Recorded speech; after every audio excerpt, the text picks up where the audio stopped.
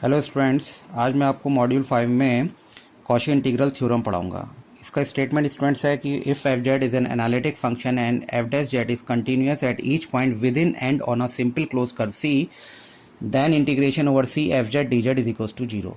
Student, इसका मतलब है कि अगर हम एक क्लोज कर्व लें और उस क्लोज कर्व में इंटीग्रेशन उस फंक्शन एफ जेड को इंटीग्रेट करें, तब उसके इंटीग्रेशन की वैल्यू जीरो होगी अगर एफ जेड उस क्लोज्ड कर्व के अंदर और उसकी बाउंड्री पर एनालिटिक हो।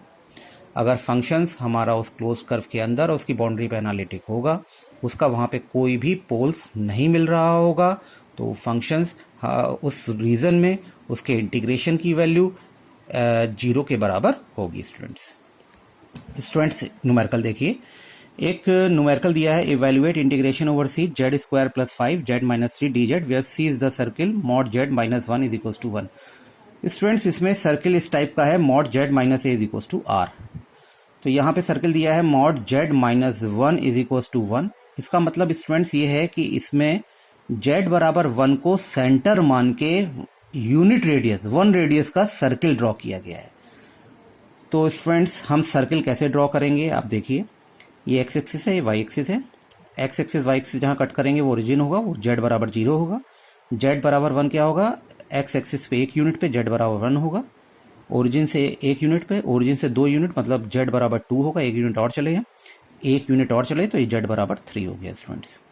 फिर स्टूडेंट्स, हमको सर्किल ड्रॉ करना है, जेड बराबर 1 को सेंटर मान के 1 यूनिट का सर्किल ड्रॉ करना है। इसकी रेडियस कितनी है हमारी, 1।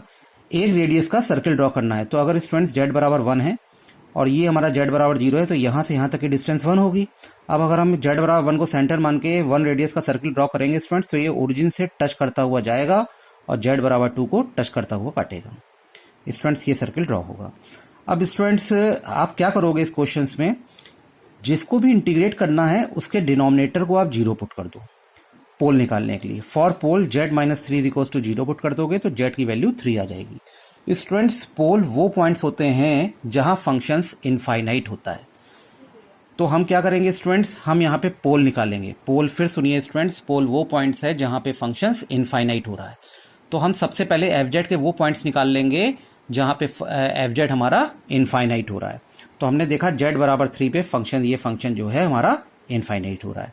अब हम स्टूडेंट्स ये देखेंगे कि जेड बराबर 3 जो पॉइंट है इस सर्किल के अंदर, ये जो क्लोज्ड कर्व है, ये सर्किल जो ड्रॉ किया है मॉड जेड माइनस 1 बराबर 1, ये जेड बराबर 3 इस सर्किल के अंदर आ रहा है या बाहर आ रहा है। तो हम स्टूडेंट्स देखेंगे कि इस सर्किल के बाहर आ रहा है जेड बराबर 3। ये है सर्किल के बाहर, ये है जेड बराबर 3, सर्किल के बाहर आ रहा है। इसका मतलब स्टूडेंट्स ये हो गया कि जेड बराबर 3 lies outside the circle mod Z minus 1 बराबर 1। तो स्टूडेंट्स, हमने एक थ्योरम बताई थी, कॉची इंटीग्रल थ्योरम। अगर कोई फंक्शन किसी क्लोज्ड कर्व के अंदर और उसकी बाउंड्री पर एनालिटिक है, एनालिटिक का मतलब है उसका कोई भी पोल उस सर्किल के अंदर और बाउंड्री पे लाई नहीं करेगा, तो उसके इंटीग्रेशन की वैल्यू 0 होगी। तो हमने कॉची इंटीग्रल थ्योरम से इसके इंटीग्रेशन की वैल्यू 0 पुट कर दी। हमने क्या किया, पहले मॉड जेड माइनस 1 बराबर 1 एक सर्किल ड्रॉ किया। सर्किल कैसा है, 1 को सेंटर मान के, यूनिट रेडियस का 1 को सेंटर मान के, जेड बराबर 1 को सेंटर मान के एक रेडियस का सर्किल ड्रॉ किया। और फिर हमने जो फंक्शन एफ जेड था उसका पोल निकाला। पोल देखा हमने कि वो सर्किल के अंदर लाई कर रहा है कि बाहर, क्योंकि पोल सर्किल के बाहर लाई कर रहा था। तो हमने कॉची इंटीग्रल थ्योरम से बताया कि जो फंक्शन एफ जेड जो है वो सर्किल के अंदर और उसकी बाउंड्री पर एनालिटिक है। सो कॉची इंटीग्रल थ्योरम यहाँ पे अप्लाई होगी और इसके इंटीग्रेशन की वैल्यू 0 के बराबर होगी। स्टूडेंट्स, ऐसे ही कॉची इंटीग्रल थ्योरम वेरीफाई करने को आ सकती है एग्जाम में। Verify Cauchy integral theorem for f Z is equal to e की power z over the boundary. ये आपका क्लोज कर दिया हुआ है, जेड बराबर 0, जेड बराबर 1, जेड बराबर 1 प्लस आई, जेड बराबर आई। इसको आपको वेरीफाई करना है कॉची इंटीग्रल थ्योरम। तो स्टूडेंट्स, जो जेड के पॉइंट्स दिए हैं, इन पॉइंट्स को ड्रॉ करके हम एक क्लोज कर्व बनाएंगे। पहला स्टूडेंट्स, जेड बराबर 0 दिया है। जेड बराबर 0 का मतलब है x0 y0, 0 0 पॉइंट हो गए। जेड बराबर 1 का स्टूडेंट्स मतलब है पॉइंट हो गए 1,0। जेड बराबर 1 प्लस आई का मतलब है x हो गया 1, आई का क्वेश्चन हो गया y हो गया 1। स्टूडेंट, जेड बराबर आई का मतलब है इसके क्वाड्रेंट हो गए, x यहाँ पे 0 हो गया, 0,1। अब स्टूडेंट इसको प्लॉट कर देते हैं, 0 0 0 0 का मतलब है ओरिजिन, 1,0 का मतलब है x एक्सिस पे 1 यूनिट पे चले, ये a पॉइंट मिला, ये 1,0 हो गया। 1,1 का मतलब है x एक्सिस पे 1 यूनिट और y एक्सिस पे 1 यूनिट, चले, ये पॉइंट मिला हमको 1 1। फिर फोर्थ पॉइंट है 0,1। 0,1 का मतलब है वाई कोऑर्डिनेट पे 1 यूनिट पे पॉइंट मिलेगा हमको, ये सी पॉइंट मिल गया। अब स्टूडेंट्स ये हमारा क्लोज कर्व हो गया, ओ A B C O.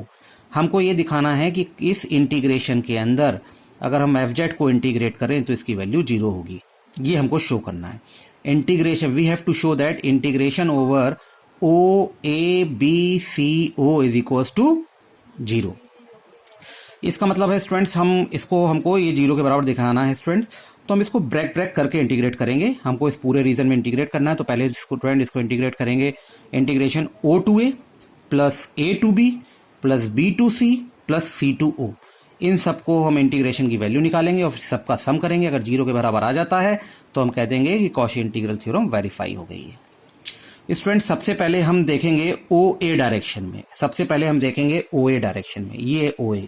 Students अगर ओ ए डायरेक्शन में देखो तो ओ के कोऑर्डिनेट है 0 0, ए के कोऑर्डिनेट है 1,0। तो स्टूडेंट्स अगर आप देखोगे तो दोनों में एक्स का कोऑर्डिनेट वेरी कर रहा है 0 to 1 और वाई का कोऑर्डिनेट कांस्टेंट है 0 0। तो हमने तुरंत स्टूडेंट्स ओ ए डायरेक्शन में वाई की वैल्यू लिख ली 0, वाई की वैल्यू 0 थी, तो dy निकाला स्टूडेंट, तो dy 0 के बराबर हो गया। z equal to x plus I Y होता है, तो y की वैल्यू 0 पुट कर दी, तो z बराबर x हो गया स्टूडेंट, तो dz बराबर dx हो गया। अब student F Z equal to e की पावर z होता है, तो ये हो गया e की पावर z की वैल्यू पुट करी x प्लस आई वाई, क्योंकि y 0 था तो e की पावर x हो गया। अब स्टूडेंट इसको इंटीग्रेट कर दिया, integration over O A F Z D Z.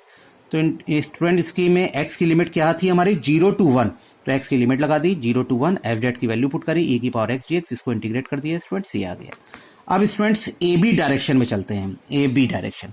अगर students A to B direction देखोगे तो ए के कोऑर्डिनेट है 1,0, वी के कोऑर्डिनेट है 1,1। स्टूडेंट्स अगर आप देखेंगे तो इसमें जो y का कोऑर्डिनेट है वो वेरी कर रहा है 0 to 1 और x का कोऑर्डिनेट कांस्टेंट है 1, तो इसमें हम x बराबर 1 लिख लेंगे।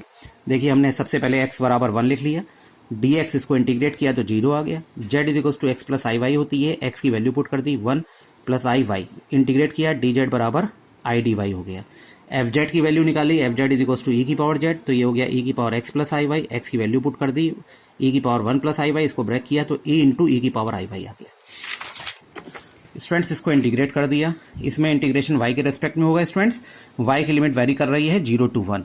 ये सारी वैल्यू स्टूडेंट्स हमने पुट करी और ये हमारा ये आ गया, integration over A V F Z D z की वैल्यू ये आ गई। अब स्टूडेंट्स बीसी के अलोंग इसको हम इंटीग्रेट करना चाहते हैं, तो बीसी डायरेक्शन में देखिए बी के कोऑर्डिनेट है 1,1, सी के कोऑर्डिनेट है 0,1। तो अगर इसमें आप देखेंगे तो y का कोऑर्डिनेट सेम है 1 1 और x कोऑर्डिनेट वेरी कर रहा है 1 to 0, तो इसको इंटीग्रेट करेंगे 1 to 0 और y की वैल्यू इसमें होगी 1 के बराबर। तो स्टूडेंट्स हमने y की वैल्यू देखी, y की वैल्यू 1 के बराबर है तो dy 0 के बराबर हो गया, तो z बराबर x प्लस आई वाई होता है, y की वैल्यू पुट कर दी 1, तो dz बराबर dx आ गया। F Z is equal to e की पावर जेड होता है, तो ई की पावर एक्स प्लस आई वाई हो जाएगा, वाई की वैल्यू 1 हो गई, तो ये हो गया ई की पावर आई इंटू ई की पावर एक्स। स्टूडेंट्स ये वैल्यू हमने इसमें पुट कर दी, लिमिट हमारी 1 to 0 हो जाएगी, ई की पावर आई ई की पावर एक्स, इसको इंटीग्रेट करेंगे स्टूडेंट्स तो ये आ जाएगा। अब स्टूडेंट्स सी ओ डायरेक्शन में इसको इंटीग्रेट करेंगे, सी टू ओ डायरेक्शन में। सी टू ओ डायरेक्शन में अगर आप देखोगे तो एक्स की वैल्यू सी में 0 है, वाई और ओ में भी 0 है, तो एक्स कांस्टेंट हो गया 0, वाई वेरी कर रहा है 1 to 0। तो सीओ डायरेक्शन में x की वैल्यू 0 हो गई स्टूडेंट्स, dx हो गया 0, z is equal to x plus I Y होता है, x की वैल्यू 0 पुट कर दी स्टूडेंट्स, तो dz निकल आया। अब स्टूडेंट एफ जेड निकला, f Z is equal to e की पावर जेड, तो z is equal to x plus I y, x की वैल्यू 0 है तो e की पावर आई वाई स्टूडेंट्स, और जो लिमिट है हमारी 1 to 0 लगेगी। इसको इंटीग्रेट किया स्टूडेंट्स तो हमारा ये आ गया। सबको स्टूडेंट्स हमने integration O A B C O f Z D z की वैल्यू निकाली, तो इसको हमने ब्रेक करा, integration O A plus integration A B plus integration B C plus integration C O, सबको ऐड किया स्टूडेंट्स, तो ये वैल्यू 0 के बराबर आ गई। इसका मतलब है कॉची इंटीग्रल थ्योरम हमारी यहाँ पे वेरीफाई हो रही है स्टूडेंट्स। इसको आप पढ़िए, ना समझ में आए तो कमेंट बॉक्स में लिखिए, और ओके स्टूडेंट्स।